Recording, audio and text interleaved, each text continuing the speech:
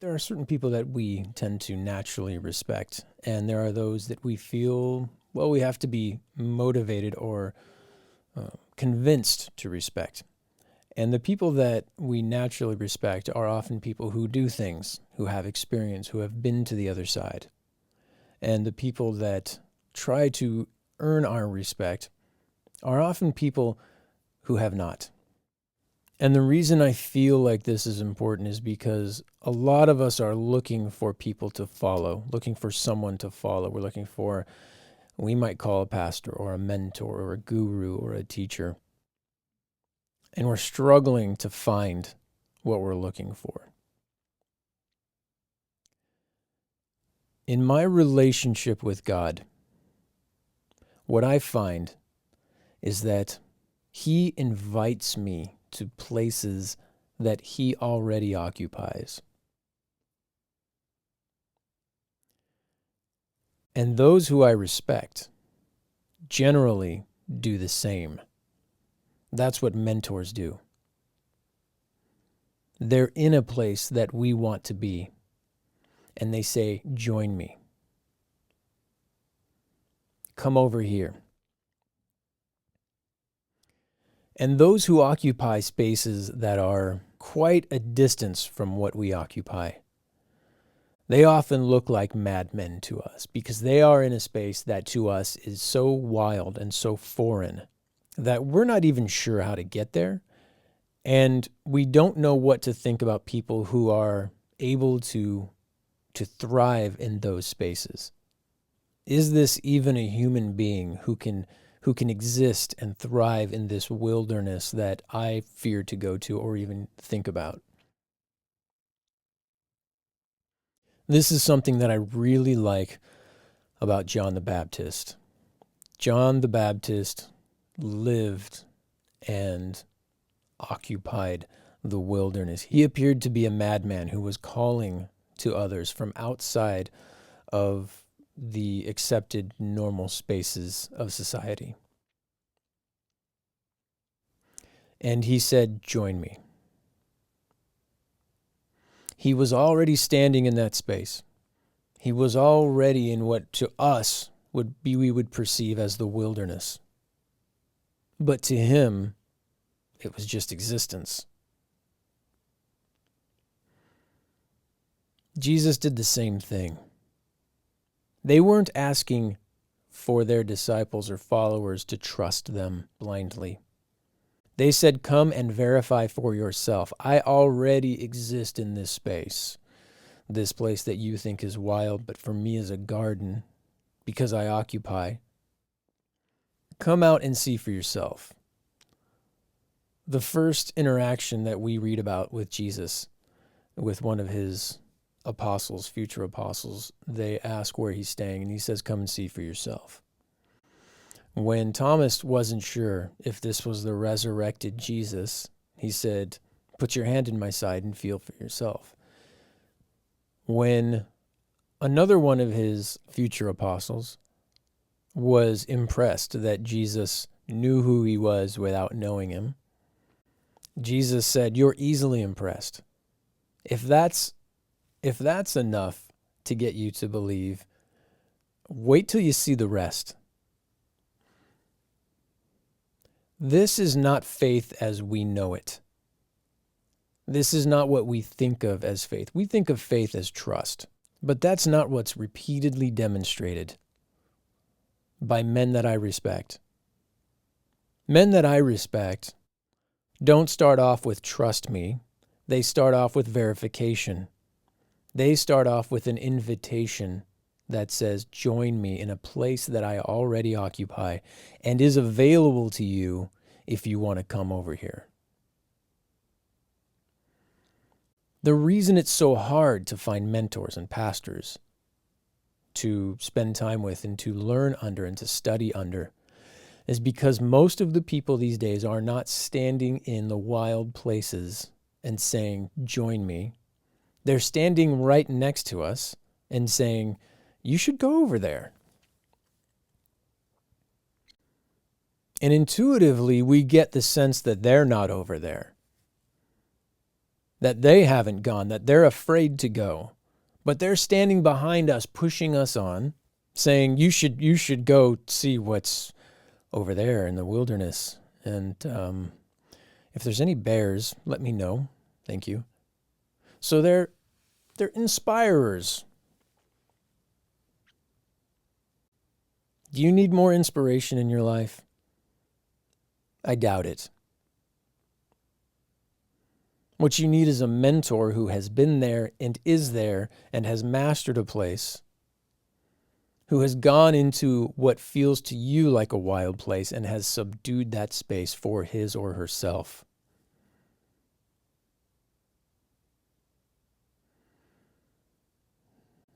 Where are those men?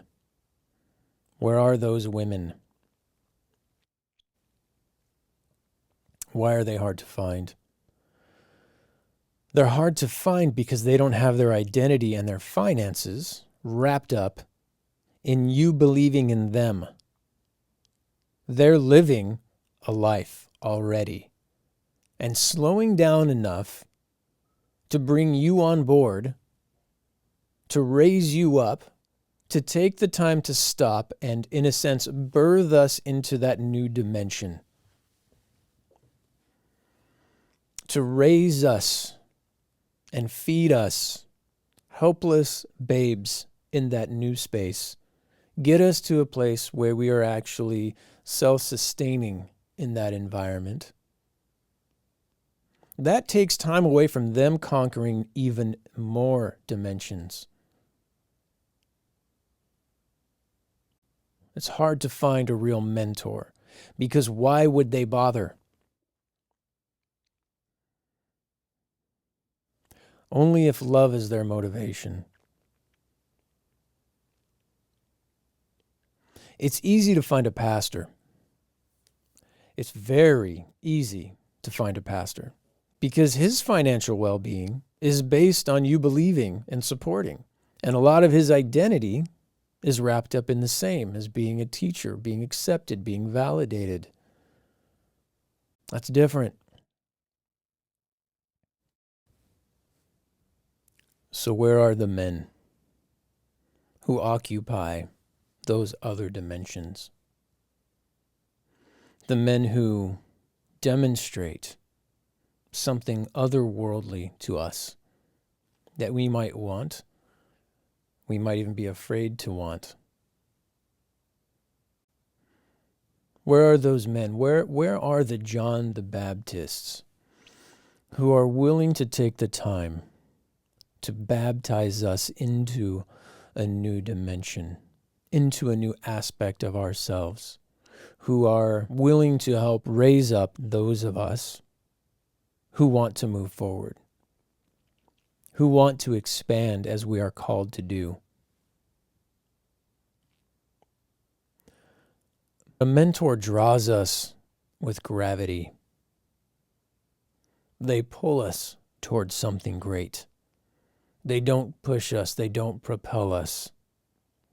They don't try to inspire us to go into a space that we intuitively sense that they are not occupying. There are times when that is helpful, but it's not what's needed right now. Plenty of people have the ability to inspire, but inspiration, it's not worth much.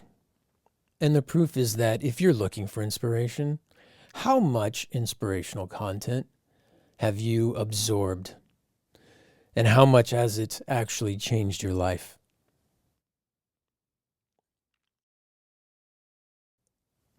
This is why the church is basically dead. The church doesn't have a lot of mad men calling from the wilderness saying, "Join me." And most of us aren't really looking for that. Most of us don't really know what growth looks like because we're trapped in the system that is being offered in this age. There's a lot of people who want to use their intellect and their emotion and claim that that makes them shepherds. They use the easy tools. They use the tools that were not lost in the fall.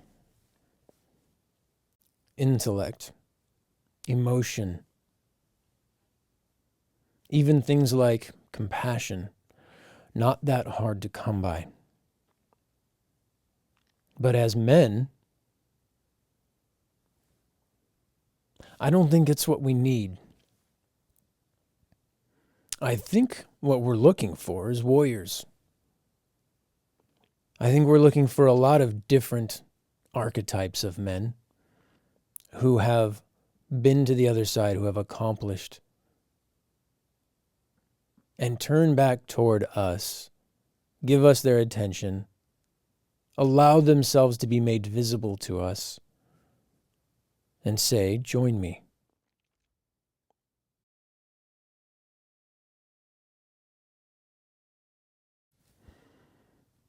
We have a sense of adventure that we want to fulfill.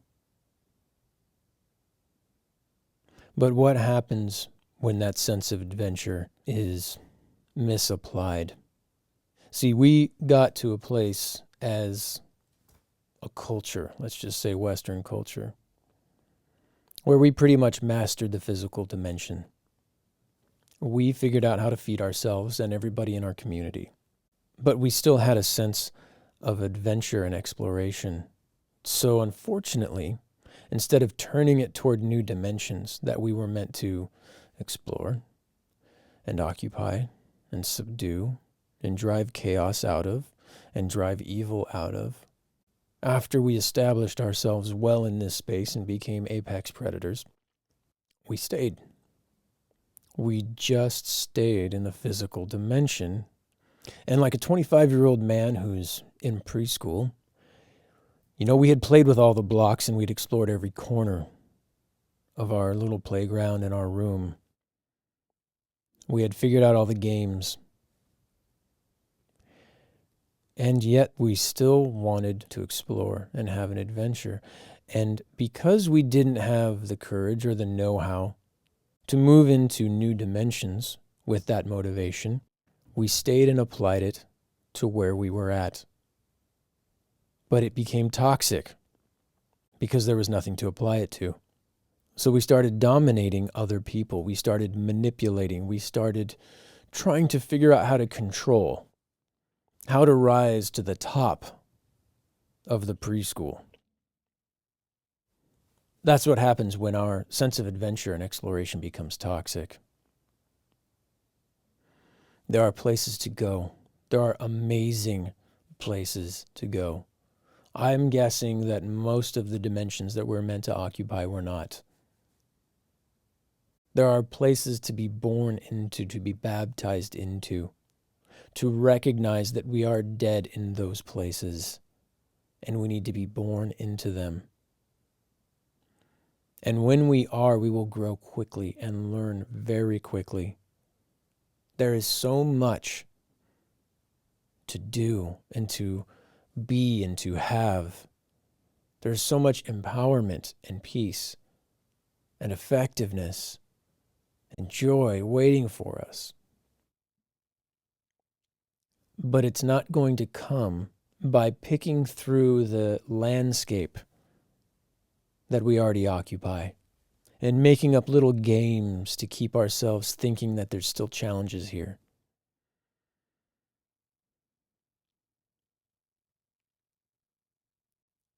If you are single and don't have kids, if you're young, you can support yourself easily for the rest of your life. You can rent a room in a house with other people. You can work a simple job and you'll be fine. And you can use the rest of that time and that talent and that sense of exploration to go into the spaces that other people are not willing to go into. And believe me, that's where the treasure is. Any treasure here in this physical world, it's fine. If you can use it well, great. But it doesn't hold a candle to what's waiting for us in the other places, in the wilderness where the madmen live, or the ones that we respect, thrive, and occupy. Don't be afraid to respect the crazy ones who are able to do things that you're not able to do. And be honest when you're not willing to go in that direction. It's all right. Just don't be in denial. Don't pretend that you don't want to. Don't pretend that it wouldn't be exciting. Don't pretend that you don't wish you had the courage. It's okay to start from a cowardly place. That word might trigger you. It doesn't trigger me anymore. I used to be afraid of being afraid, in the sense of I was afraid of cowardice. And then I realized that my cowardice reaches so much deeper than I could have possibly realized. I am cowardly in ways that I still have no idea about. But I know that recognizing it is the first step to moving forward. It's the way to courage. It's the way to engagement. It's the way to bravery, to overcoming, to becoming the very type of person that I respect. That's how I got where I am now. I started out afraid and unwilling to face my fears, but I was honest about it. I started with honestly saying, I know there's something better, but I am way too afraid to do something about it. That is a prayer that God heard. And He met me where I was at. And He showed me a path forward. If you can't be brave, be courageous. If you can't be courageous, be honest. That's where I started.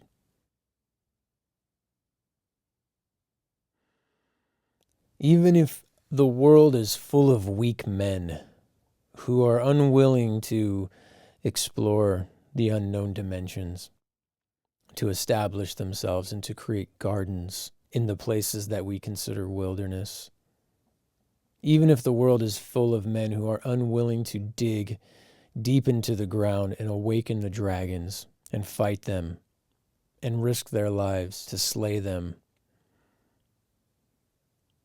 even if there are very few of those men and we can't find them. And when we do find them, they're too busy or disinterested to teach us and to mentor us. There will always be God. He will always be available. It's been over 20 years now since God told me, do not look for a mentor. I will teach you myself. And every time I tried to find somebody to study under, it always came back to this. I will teach you myself.